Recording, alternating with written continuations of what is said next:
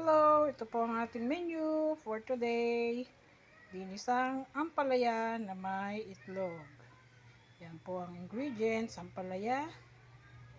Ginamit kong pang bagoong, itlog, kamatis, sibuyas, at bawang. Kaya na po. Ayan po, tatanggalan po natin siya ng buto.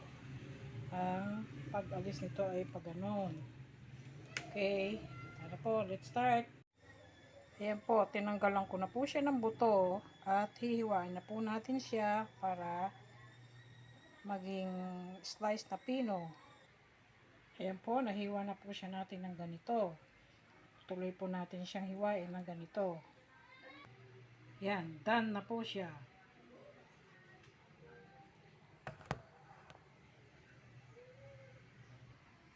Ayan, ayun, naka-ready na po ang ating mga ingredients. Ayan po, nahiwa na. Yung itlog natin ay nabati na, na-slice na rin. Tara, let's start na po sa ampalaya. May gagawin po tayo dito sa ampalaya na to para hindi siya maging mapait.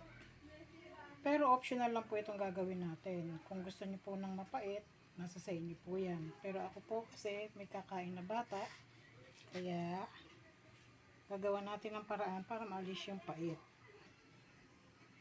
Yan. Ilagyan po natin siya ng asin. At saka po natin siya lalamasin. Yan. Ayan po, nilamas po natin siya hanggang sa yun po yung katas niya. Yung green na yan, yan po yung pait. Yan. Tapos po, pipigayin po natin siya. Alisin po natin yung katas na mapait na yun. Ayan po. Pagkatapos po natin maalis yung katas niya, mapait pa rin po siya at saka maalat. Gagawin po natin, lalagyan po natin yan ng mainit na tubig. So, ayan po. Nagpainit na po ako ng tubig. Nakita niyo po, mag-uusok siya. Mainit na po siya. Then, sasalin na po natin siya ng mainit na tubig. Parang banlaw po sa kanya. Yan. Sa ganyang paraan po, mawawala po yung pait niya. Pero hindi po siya totally maaalisan ng pait. Yan.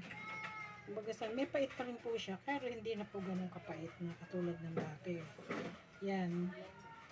Yan lang po gagamitin natin panghugas sa kanya para maalis yung alat at kaunting pait. Ayan po. I-drain na po natin yan, tsaka pipigain. Then, mag-start na po tayo mag-gisa. Ayan, naka-ready na po siya. Pwede na po tayong mag-gisa. Tara po, let's cook.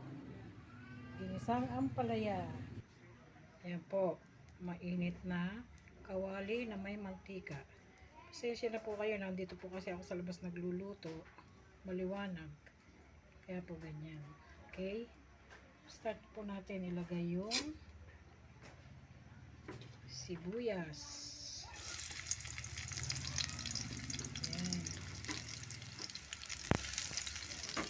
Ayan.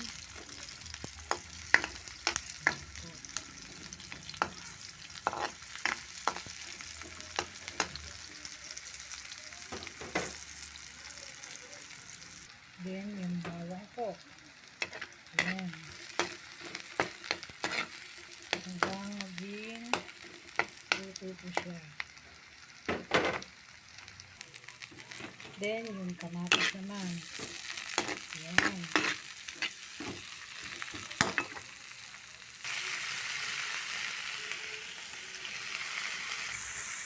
Then, yung ampalaya naman. Ayan. Ayan po. Bigisa po natin siya. Haluin lang po natin siya mabuti. Hanggang sa maluto siya ng ganyan. Ayan po.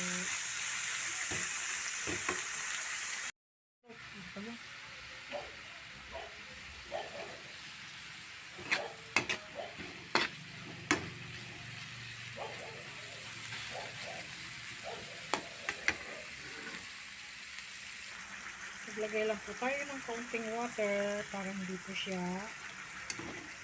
dumikit sa kawali pag nilagay natin ng itlog. Ayan. So, Lalagay na po natin yung binating itlog. Ayan.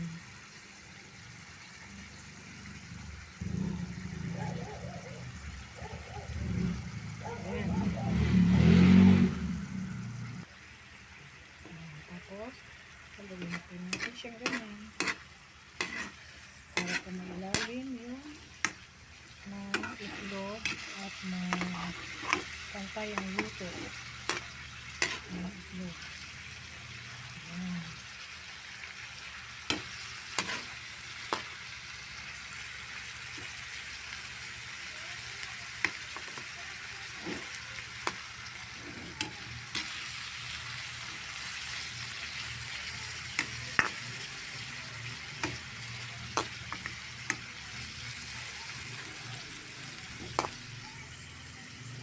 Yan. Ano po? Luto na.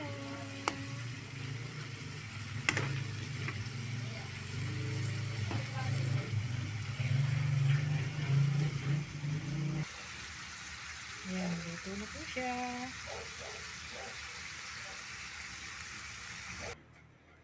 Yan. Luto na po siya. Let's eat.